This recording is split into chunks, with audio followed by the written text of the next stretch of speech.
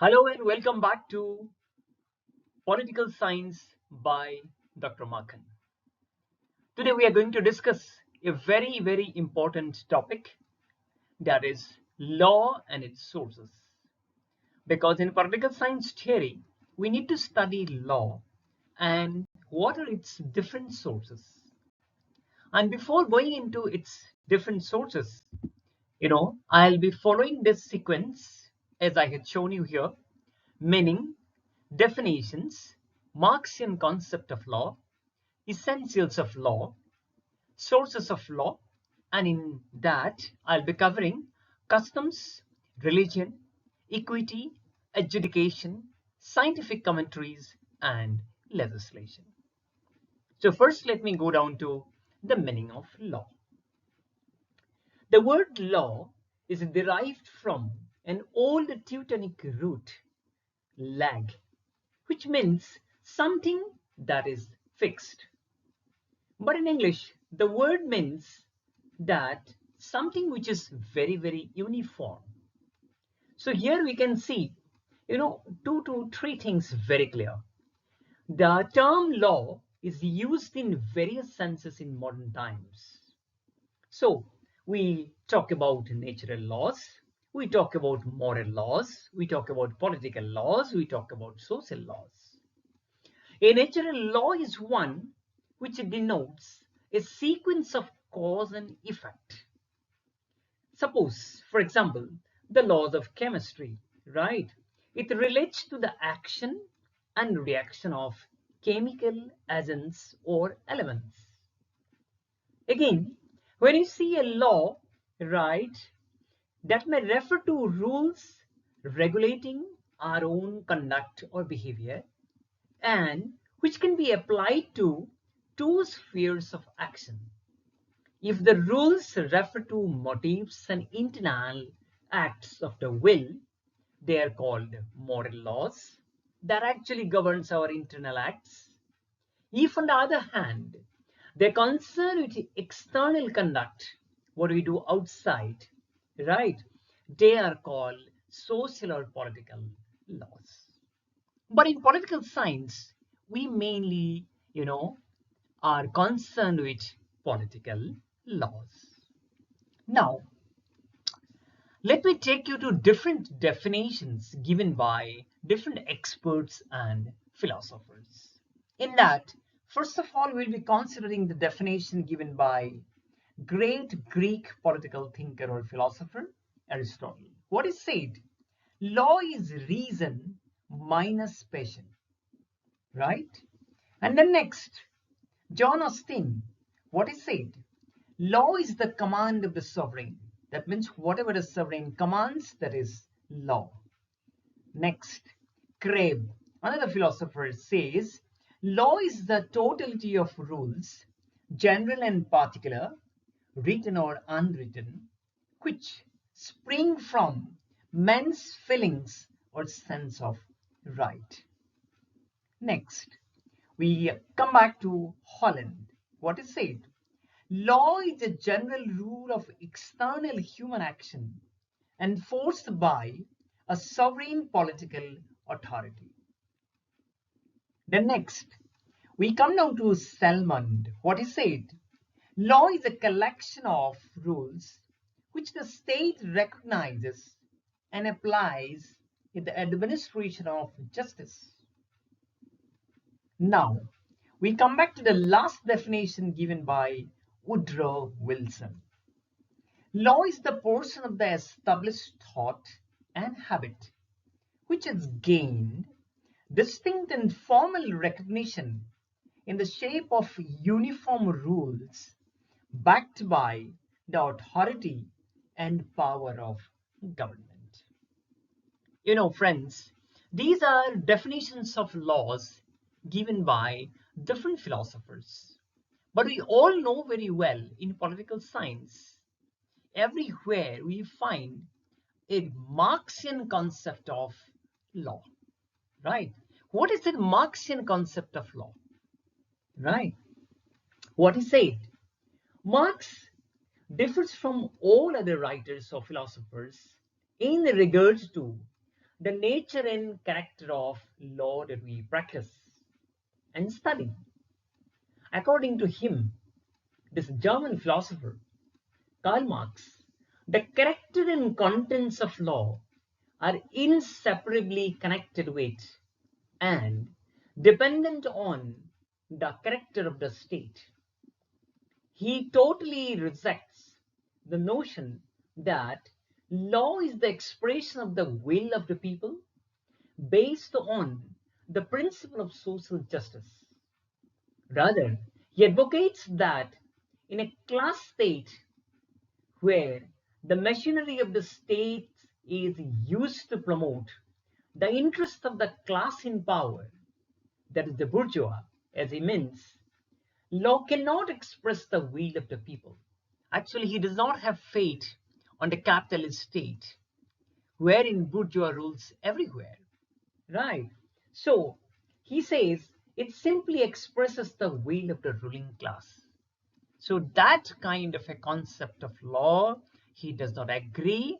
And to him, the concept of law promoted by the capitalist state will always serve the interest of the particular class, and that cannot represent the will of the people. That's very important and it is very significant as what he said. Now, from these definitions, we can draw 3 to 4, let's say 3 essentials of law, right? And first of all, what we see is that in law, there must be a civic community capable of exercising a will of its own. Unless there is a civic community which will exercise the will of law, law has no meaning, right? Secondly, there must be certain recognized rules of conduct regulating their mutual intercourse with one another, right? The first thing necessary for a numerous body of man for living together in a community is a body of definite rules of conduct, all of which may not be written down. So there must be a definite body, organized body of conduct that must govern our life. And finally, there must be a sovereign power to enforce obedience to these rules. Unless and until there is a sovereign power that controls, that governs our life, that implements the law to regulate our conduct, there will be no meaning of law. Now, I will be discussing different sources of law briefly here. First of all, we'll be considering custom. What is it? It is one of the earliest sources of law, and it has played a very crucial role in the growth and expansion of law. The code of conduct observed by people of society in course of time is transformed into custom that has become popular among the community, among the people, right? In ancient times, traditions and even superstitions influenced the behavior of man. People, those who are living in society or in a group, the behavior is influenced by these traditions and superstitions, in fact, right? People observed certain practices out of habit and necessity. And interestingly, these things have continued for generations, and even today they are continuing, right? According to Holland, these habits were transformed into customs, like the manner in which tiny roads are created through fields by constant use of the same track by pedestrians. That is what we see in our paddy fields. When the state came into existence, some of the customs were recognized by it, and these became laws. Thus, Woodrow Wilson recognizes law as that portion of established thought and habit which has gained distinct and formal recognition of the state. Thus, What we see, the customary laws of England bear the testimony to customs and social conventions that have been practiced in that country for a long, long time. Next is religion. Religion plays a very significant role in framing of the laws in every society, right? In ancient times, it exerted a dominant influence on society, and the difference between customs and religion was very, very narrow. It's very difficult to find the difference between religion and customs. People not only observed the customs, but also very strictly adhered to religious practices or principles. They regarded the breach of religious principles as a sin. So, religious practices have bound people to come down to one big, single whole, wherein they are all united, right? So, religion has actually helped people to come down to one single point, and that is how the religious practices have a strong and impactful, influence on framing of the laws in different societies across the world. Next is equity. It implies equality, fairness, and justice. It is an it is an act of applying the principles of fairness and equality to persons to whom the existing laws provide no relief. Therefore, equity may be regarded as a kind of just-made law. Definitely. According to Gilchrist, one big political thinker, what he said that equity is an informal method of making a new law or altering an old law, depending on intrinsic fairness or equality of treatment. As a source of law, equity is very, very old. In ancient times, it was applied in Rome, in England. It also was very often used when the ordinary laws failed to provide relief under certain circumstances. Only for this reason, Henry Maine considers equity superior to ordinary laws. In fact, that's a fact. You know, equity must be superior to ordinary laws because it provides fairness, right? Next is judicial decisions or adjudication. Interpretation of law and application of law in particular cases, right, is the most important function of the judges. According to Gattel, the state started not as a maker of law, but as the interpreter of social customs. Judges try cases on the basis of existing laws. In doing so, there may occur some differences of opinion as regards the real meaning of law or any part of law. Thus, the judicial interpretations over the years of law may add newness into the existing law, and thus it helps in expansion of the laws. In fact, these judicial decisions have become so critical in later years, they can be taken as an exemplary, you know, thing to decide in future cases. That is how it's a very important source of law. Next is scientific commentaries. What is it? They implied a considered opinion of eminent jurists and legal experts.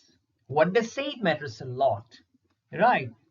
The commentators collect, compare, and logically manage and arrange the principles of customs and laws and remove ambiguities of existing laws in different times and different periods.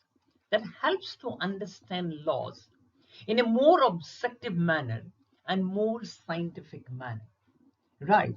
When a judge accepts any opinion of a commentator, right, it becomes the part of the existing law.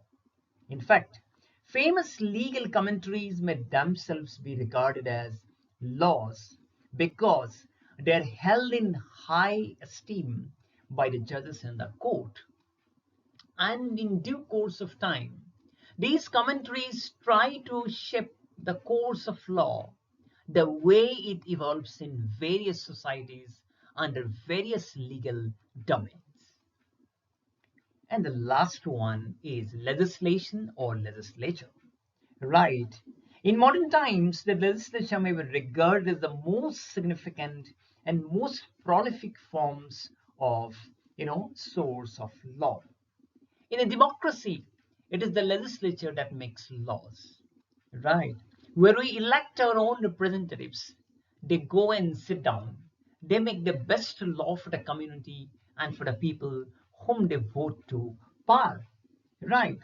Woodrow Wilson has expressed the relation between legislature and the sources of law very nicely. He says, custom is the earliest fountain of law, but religion is a contemporary and equally prolific and in the same stage of national development and almost identical source. Adjudication comes almost as authority itself and from a very antique time goes hand in hand with equity. Right. So, according to Oppenheim, the common concept of the community is the only source of law. Thus, various thinkers give importance to various sources of laws. But finally, legislation is the most modern equipment to make laws. So friends, this is how different sources of law has helped modern law to evolve and give us the best. So friends, again I will be bringing many other political theories and concepts to you. And today let me stop here. And my only request to you is that keep watching my channels because I'll be giving you the best precise concepts in a very, very simple manner. Kindly watch my other two channels, Dr. Markan Guest Talk on Foreign Affairs and you know, Dr. Markan Guest Talk on National Affairs. Thank you so much for watching me. Bye bye.